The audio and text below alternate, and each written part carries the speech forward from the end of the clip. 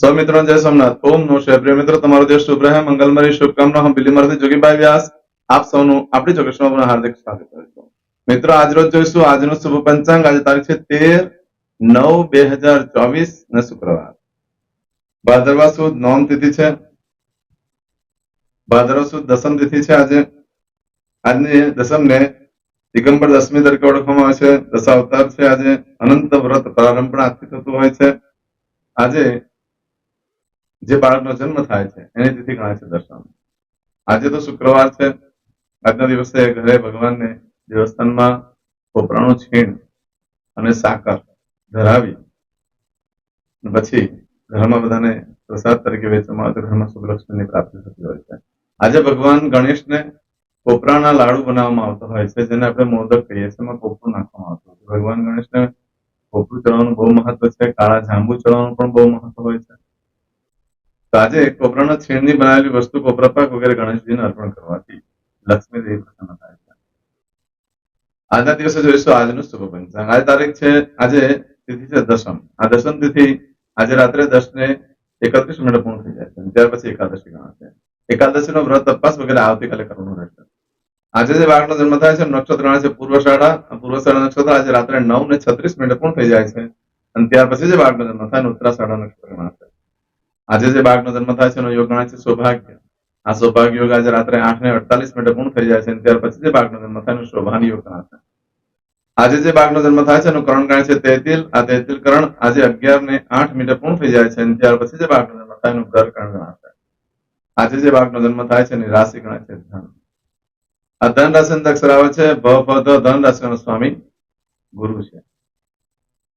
આ ધન રાશિ આજે આખા દિવસમાં કોઈ પણ બાળકનો જન્મ થાય બધાની રાશિ ધન ગણાશે. આ ધન રાશિ 14 તારીખ એટલે કે આવતીકાલે મળસ્કે 3:24 પૂર્ણ થાય છે. ત્યાં સુધી જે બાળકોના જન્મ થાય બધાની રાશિ ધન ગણાશે. આ રાશિ તિથિ વાર નક્ષત્ર યોગ કર્મમાં જેનો પણ જન્મ હોય તેની ચોક્કસ પ્રમાણે પૂજા વિધિ કરવી જોઈએ, જેથી કરીને જીવન સરળ બની જાય. આજે જે કોઈ મારા સબસ્ક્રાઇબ મિત્રોની વર્ષગાંઠ છે, અમારા ઘર પરિવારમાંથી કોઈ પણ સદસ્યની વર્ષગાંઠ હોય, ત્યાં મેરેજ એનિવર્સરી હોય, એ બધાને મારી ઘણી ઘણી શુભકામના. તમારા જીવનમાં ખૂબ પ્રગતિનું થાય. ભગવાન શંકર તમારી બધી મનોકામના પૂર્ણ કરે, ગણેશજી બધી મનોકામના પૂર્ણ કરે, હું પ્રાર્થના કરું છું. મિત્રો, આજના દિવસે આજનું સુકન કરી લેજો તો આખું વર્ષ સુંદર વ્યતીત થશે. આજે મારા સબસ્ક્રાઇબ મિત્ર અમારા ઘર પરિવારમાંથી કોઈ પણ સદસ્ય કોઈ જગ્યાએ ઇન્ટરવ્યુ આપવા જઈ રહ્યા છે, કોઈ નોકરી ધંધા માટે જઈ રહ્યું છે, કોઈ પરીક્ષા આપવા જઈ રહ્યું છે, કોઈ યાત્રા પ્રવાસ માટે જઈ રહ્યું છે, આજે કોઈ જાન લઈને જઈ રહ્યું છે. અત્યારે તો લગ્ન હોય નહીં, પણ ઘણા સમાજમાં ભાદરવા માસની અંદર લગ્ન કરતા હોય. આજે વિદેશમાં જઈ રહ્યું છે, કોઈનું ઓપરેશન હોય, કોઈની ડિલિવરી હોય, કોઈની સગાઈ હોય, કોઈની છઠ્ઠીની પૂજા હોય. હવે કોઈ પણ કાર્ય, કોઈ રમત ગમતમાં ભાગ લેવા જઈ રહ્યું છે, કોઈ પણ કાર્ય માટે તમે જઈ રહ્યા છો તો કાર્યમાં તમને સારી સફળતા મળે હું સોમનાથ દાદાને પ્રાર્થના કરું છું. પરંતુ મિત્રો, આજના દિવસે તમે કોઈ પણ કાર્ય કરવા માટે જાઓ છો તો આજનું સુકન કરીને નીકળો. સુકન કરેલું હશે તો દિવ્ય સફળતા પ્રાપ્ત થશે. આજના દિવસે આમ તો શુક્રવાર છે એટલે ઘરેથી નીકળો છો ત્યારે મોટી બહેનને માસીને વંદન કરીને નીકળવું જોઈએ. તેમજ પત્નીના સુકન કરવા જોઈએ. લગ્ન ન થયા હોય તો મોટી બહેનને વંદન કરવા જોઈએ. પત્નીના સુકન એટલે તમે જયારે નીકળો છો ત્યારે તમારી પત્ની તમારી સામે હોય તો વધારે શુભ. તેમજ આજના દિવસે નાના બાળકોને ખાટી મીઠી વસ્તુ ખવડાવવી જોઈએ. એ ખવડાવવાથી લક્ષ્મી દેવી પ્રસન્ન થાય છે. આજે મિત્ર સાથે પત્ની સાથે બહાર ફરવા જવું જોઈએ. એ લોકોને કઈ ગિફ્ટ લઈ આપવી જોઈએ, એનાથી પણ લક્ષ્મી દેવી પ્રસન્ન થાય છે. આજના દિવસે કોઈ પણ કાર્ય કરવા માંગો છો તેના માટેનો એક શુભ સમય જોઈએ. આજે સવારે 6 થી 10:30 વાગ્યા સુધીનો સમય શુભ રહેશે. બપોરે 12 થી બપોરે 1:30 સુધીનો સમય શુભ રહેશે. તેમજ સાંજે 4:30 થી સાંજે 6 વાગ્યા સુધીનો સમય શુભ રહેશે. તેમજ રાત્રે 9 થી રાત્રે 10:30 વાગ્યા સુધીનો સમય શુભ રહેશે. અને રાત્રે 12 થી આવતીકાલે સવારે 4:30 વાગ્યા સુધીનો સમય શુભ રહેશે. આ સમયગાળા દરમિયાન તમે કોઈ પણ કાર્ય કરો છો તો એ કાર્યમાં તમને દિવ્ય સફળતા પ્રાપ્ત થઈ શકે છે. પરંતુ મિત્રો, આજના દિવસે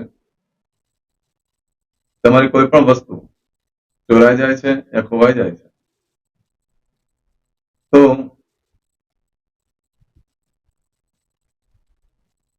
મળવાની શક્યતા બહુ જ ઓછી છે, નહીં મળે. આજના દિવસે કોઈ પણ કાર્ય કરી રહ્યા છો એમાં ખરીદી કરવા માટે પણ સારું છે, વેચાણ કરવા માટે પણ સારું છે. આજે તમે કોઈ નવો ધંધો વેપાર ચાલુ કરો છો તો એમાં એવું થાય કે એ બધી જવાબદારી તમારી પર આવી શકે છે.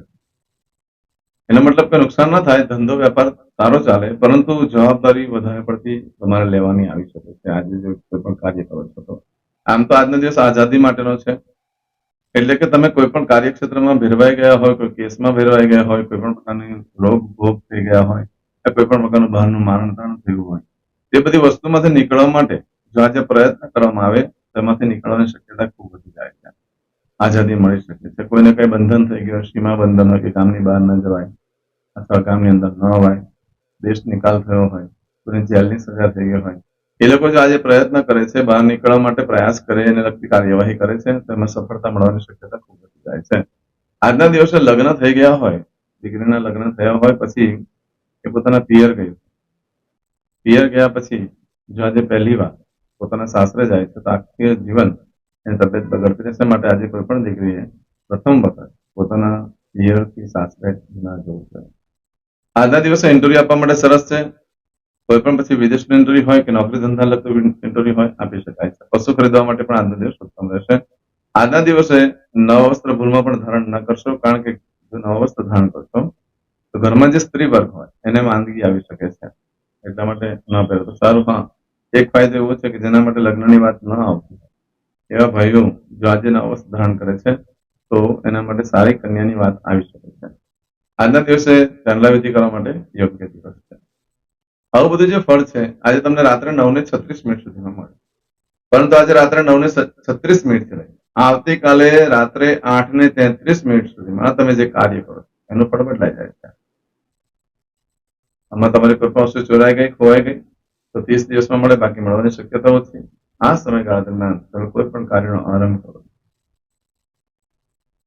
તો તમને આર્થિક, શારીરિક, પ્રાથમિક બધી જ જરૂરિયાતો પૂરી થશે, પરંતુ માનસિક શાંતિ નહીં મળે. હંમેશા ટેન્શન રહ્યા કરશે, ધંધાનું, વેપારનું બોજ લાગતો રહેશે. માટે આજે કોઈ નવો વેપાર ધંધો ચાલુ કરવો હોય તો જેમાં વધારે પડતું ટેન્શન આવી શકે, વધારે પડતી ચિંતા કરવી પડે એવો કોઈ વેપાર ધંધો હોય તો ન કરવો. બાકી રોજબરોજના કામ કરતા હોય એ લોકોના માટે કઈ વાંધો નથી. આજના દિવસે ખરીદી કરવા માટે પણ સારું છે, વેચાણ કરવા માટે પણ સારું છે, દસ્તાવેજ ઉપર સાઇન પણ કરી શકાય છે, વસ્તુ ખરીદવા માટે પણ ઉત્તમ દિવસ છે. આજના દિવસે નવ વસ્ત્ર ધારણ કરવાથી પિતા કે ઘરના કોઈ વડીલ સાથે મતભેદ થઈ શકે છે, સરકારી અર્ધ સરકારી કામમાં તકલીફ આવી શકે છે. આજે નવા વસ્ત્ર પહેરવાથી સારું ભાવતું ભોજન મળી શકે, પરંતુ આત્મવિશ્વાસ ડગી જાય છે તમારો કોઈ કામકાજ કરવામાં સરકાર તરફથી આવે છે. ખાસ કરીને જે લોકો રાજકારણમાં હોય એ લોકો આજે નવું વસ્ત્ર ધારણ કરે છે તે લોકો માટે પ્રગતિકારક સમય શરૂ થઈ જાય છે. આજના દિવસે ચાંદલા વિધિ કરવા માટે યોગ્ય દિવસ છે. હવે બધું જે ફળ છે આજે રાત્રે 9:36 થી લઈ આવતીકાલે રાત્રે 8:33 સુધીમાં મળશે. આજે કરશું આજનું સંકલ્પ, સમસીમાં પાણી લેવાનું. અદ્યતને માસના માસોત્તમ બ્રહ્મ પવિત્ર ભાદ્રપદ માસે શુક્લ શુક્લ પક્ષે દશમ્યાયામ ભૃગવા શરણવિત્તાયામ. હવે દરેક જણા પોતાનું સાચું નામ બોલી દો. તમારું ગોત્ર ખબર હોય તો ગોત્ર બોલી દેવાનું. પછી બોલવાનું છે અહમ, મમ, આત્મન, શ્રુતિ, સ્મૃતિ, પુરાણોક્ત, પુણ્ય, ફલ, પ્રાપ્તિ, અર્થમ, અપ્રાપ્ત, લક્ષ્મી, પ્રાપ્તિ, અર્થમ, પ્રાપ્ત, લક્ષ્મી, ચિરકાલ, સૌ, રક્ષણાત્મક, લોકેવા, સભાયામ, રાજદ્વારે, વ્યાપારે, વિદ્યા અભ્યાસે, દેશે, વિદેશે, સર્વત્ર, યશ, કીર્તિ, વિજય, લાભાદિ, પ્રાપ્તિ, અર્થમ, મમ, અખિલ, કુટુંબસ્ય, આયુ, આરોગ્ય, ऐश्वर्यादि, प्राप्ति, अर्थम, मम, जन्म, समय, तथा च विप्र, वृंदानाम, जन्म, समय, जन्म, कुंडली, मध्ये, स्थित, ग्रहः, गोचर, ग्रहः, महादशा, अंतर्दशा, प्रत्यंतर्दशा, तथा च योग, युति, दृष्टि, मध्ये, शुभ फल, प्राप्ति, अर्थम, भय, रोग, शत्रु, बाधा, दोष मारण तारण मंत्र तंत्र अरिष्ट दोष पीड़ा निवृत्ति अर्थम भूत प्रेत पिशाचादि द्वारा रचित अरिष्ट दोष निवृत्ति अर्थम मम सकल मनवांछित फल और તમારા મનમાં જે કઈ ઈચ્છા હોય તે બોલી જવાનું.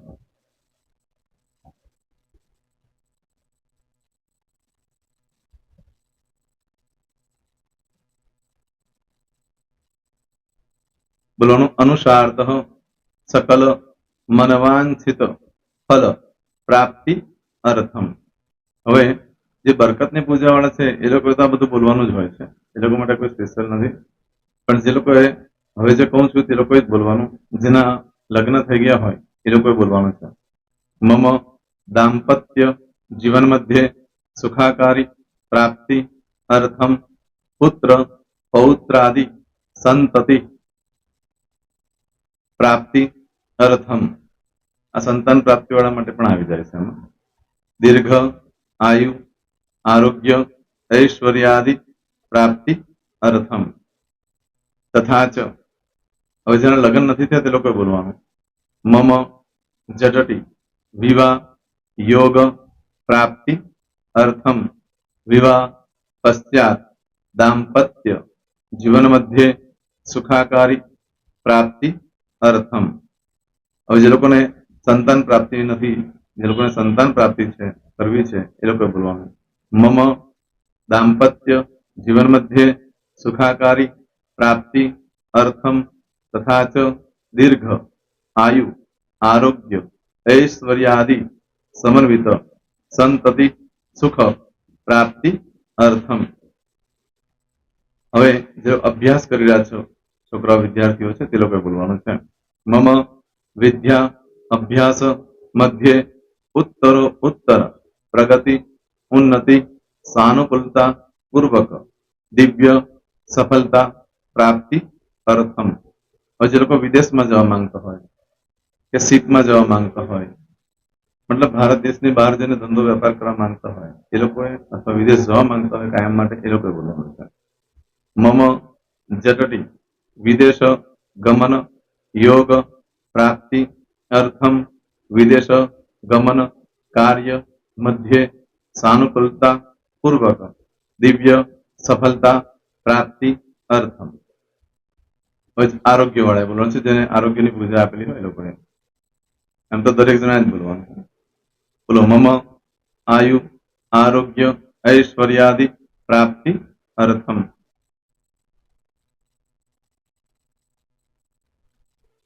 હવે દરેક જણા બોલવાનું. સકલ મનવાંછિત ફલ પ્રાપ્તિ અર્થમ અદ્ય દિને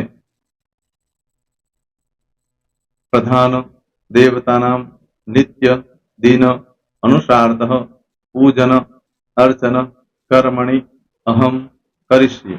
પાણીવાળી થાળીમાં પાણી મૂકી દેવાનું છે. હવે તમારી બધી પૂજા જે મેં આપેલી છે એ પૂજા થઈ જાય, અથવા તો તમે રોજ પૂજા કરતા છો મારી પાસેથી નથી લઈ ગયા, એ પૂજા થઈ જાય પછી ફરી પાછી ચમચીમાં પાણી લેવાનું. અહીંયા વિડીયોને સ્ટોપ કરી દેવાનું. પૂજા પતે એટલે પાછું આગળનું કરવાનું છે. અહીંયા વિડીયો સ્ટોપ કરી દેવાનું અને પૂજા પતે એટલે બોલવાનું છે.